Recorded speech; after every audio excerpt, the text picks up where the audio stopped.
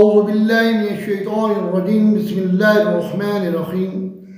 آج کا ہمارا سبق ہے خطبہ نمبر 62، جس میں مولا امیر کائنات علی ابن ابی طالب علیہ السلام نے فرمایا، اللہ کے بندوں، اللہ سے ڈرو اور موت سے پہلے اپنے اعمال کا ذخیرہ فراہم کرو اور دنیا کی فنا چیزوں سے باقی رہنے والی چیزیں خرید لو، اور دنیا کی فانی چیزیں دے کر باقی رہنے والی چیزیں خرید لو۔ چلنے کا سامان کرو کیونکہ تمہیں تیزی سے لے جایا جا رہا ہے، اور موت کے لیے آمادہ ہو جاؤ کہ وہ تمہارے سروں پر منڈلا رہی ہے۔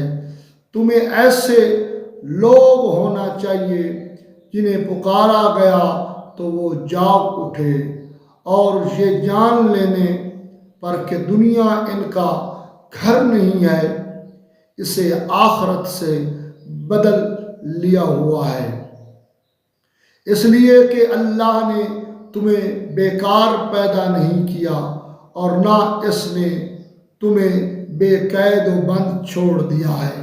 موت تمہاری راہ میں حائل ہے، اس کے آتے ہی تمہارے لیے جنت ہے یا دوزخ ہے۔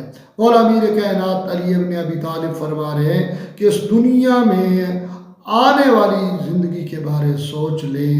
اللہم صلی علی محمد و آل محمد۔